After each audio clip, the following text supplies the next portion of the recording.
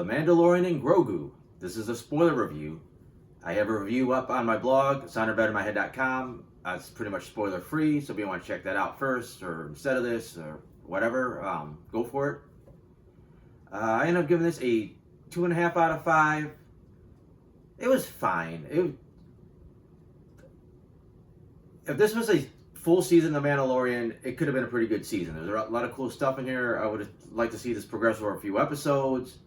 The danger would be that they told their story in about 2 hours, 2.5 hours, so you'd have to maybe pad it with a couple more episodes, which, depending on what the padding would have been, still would have been a pretty good season. As far as putting all of this in a 2-hour plus movie, kind of felt like too much. So those points, like, okay, this could kind of wrap up.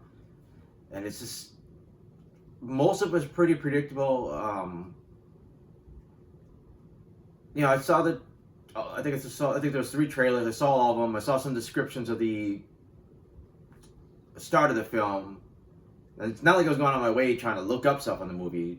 Maybe in the early days, but later on, I'm like, I'll just see the movie. But just immediately, I knew everything that was happening in the movie. I was like, okay, I can almost tell you beat for beat the gist of this big snow battle. I mean, there was a couple small surprises. For the most part, you knew how it was going to go. I knew I had to be in there. You got to establish Mando as a badass, especially for people that don't know who he is. So obviously, that's the only reason that scene is in the movie. And there's nothing really that cool. Even like taking on that AT-ATs, which should have been really cool, was just so. And I think, again, part of that is that they showed them being taken down already in the trailers.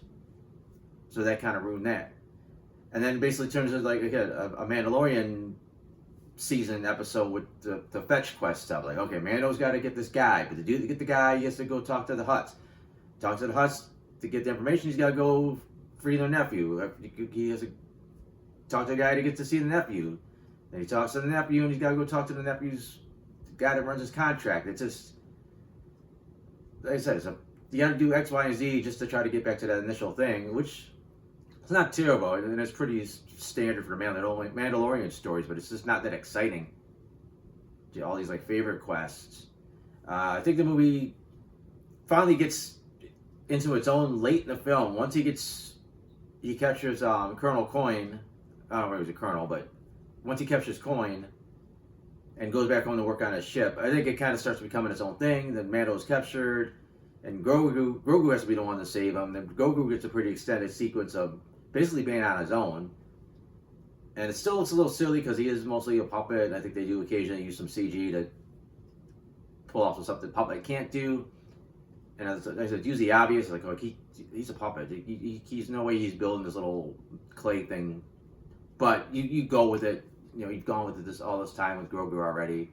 I thought that was a nice little sequence, but it made the movie go too long. But I think you need that sequence. So I don't know what you take out to compensate for that. The snow fight, maybe. But again, that's the audience know how formidable the Mandalorian is. So I don't know. And then the final, like I said, there was some fun action, but none of it was like awesome. Like, I thought the first sequence that kind of got me going, okay, this is fun, was the arena battle. But it's just Mando and a CGI Rado and a bunch of CGI aliens fighting each other. And I don't think the CG ever looked bad, but it almost always looked like CG. There's a look CG has. It's got like almost like a painted look to it. Because I think sometimes CG is, a CG artist is essentially hand painting each frame to a degree. A lot of times. I'm not an expert, but that's from what I've seen. And you can just kind of tell with the textures you're watching this. Something's a little bit off, and it's CG. And then it's just a CG chase in a tunnel, and then that was fine. I think the fight scene at the end, the fight was scene with the Mando and the Dragon Snake was fine. I think the snake actually looked pretty good. I think it's some of the better CG in the movie. And then the final battle of the palace was pretty solid. And again, plot-wise, it becomes pretty quickly apparent that, okay, something's going to happen where the twins are going to get pissed off, and that's going to be the end of the movie. Because I was wondering who the main villain was, big boss or whatever.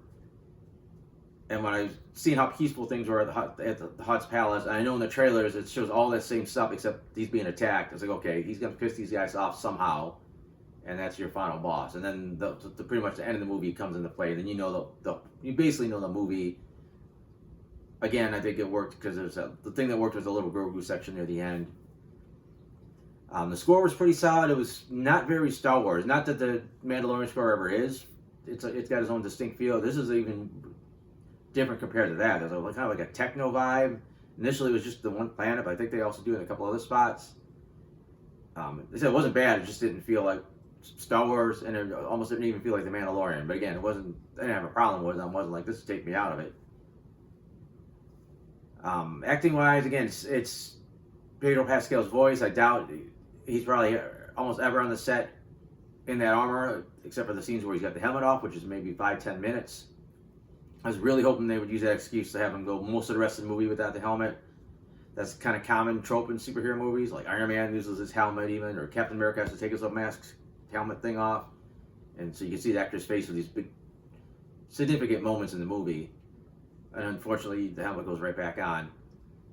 I thought Rado was a surprisingly interesting character. Definitely not what I expected. It always throws me when a Hutt speaks basic or English. I think it's cooler when they speak Huttese, but I know there's precedent for them speaking basic, so it's more of a nitpick, I guess. But again, I think he's a decent character. They don't go too deep with him, but he's fine. It's crazy seeing Hutt's actually in action, being able to move. Unfortunately, it's got to be CG, but still, see what they're capable of. They're actually not a fat, lazy ass like Jabba was, who just sat there and watched people sing and dance and snacked on shit. And there's a little disappointing there was no surprise cameo. The thing that was cool about the Mandalorian, it was quality Star Wars stuff. It's they had good CG, the movie quality, special effects, and they also able to get characters from not only bringing animated characters to live action, which the movie does this time, but they also got some major cameos. Obviously spoilers for the Mandalorian, but you got Luke Skywalker. You got, I know I just said about our animated characters, but Ahsoka Tano and stuff like that. Boba Fett. There's some pretty classic characters that show up, not only just on the Mandalorian, but even on we get the Book of Boba Fett and Ahsoka. And there was nothing in the Mandalorian movie. The best you get are directors that played X-Wing pilots from the Mandalorian, first couple seasons. Or Dave Filoni himself showing up as his X-Wing characters. And that's your highlight for, those are your biggest names, basically. And obviously the trailer, you'll see that Zeb's in it, and Embo the bounty hunter, and Sigourney Weaver's character, which was a new character, but that's your big guns, basically. But I think that's really about it. I said the gist of it is it just kind of dragged at points. It's like I said, it would have been a really cool story to take out. And the thing is, Mandalorian, a lot of their episodes are only a half an hour. So there's probably 5 or 6 episodes worth of Mandalorian in this movie. So this is really bit of a fun season, dealing with the Hutts and all this stuff. I mean, granted that maybe because of so much CG, it would have been too expensive for a TV show. Although the movie's probably not going to make their money back necessarily, so maybe the gamble doesn't pay off. But again, as a movie, I think it's just a little overstuffed. It's nothing really. I know Mandalorian stories are typically a little more personal. It's more about him and Grogu's bond and them having to deal with his line of work, being a bounty hunter. But it doesn't really expand beyond it. It doesn't feel like this has got to be in the movie. This is not.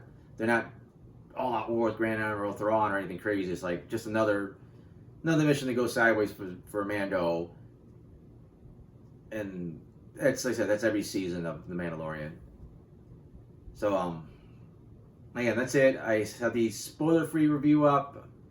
I also have some other movie reviews. I got some TV show reviews. I got a comic strip that I do. And all that stuff's over at soundofbettermyhead.com. So if you want to check that out, that'd be awesome. Other than that, thanks for watching.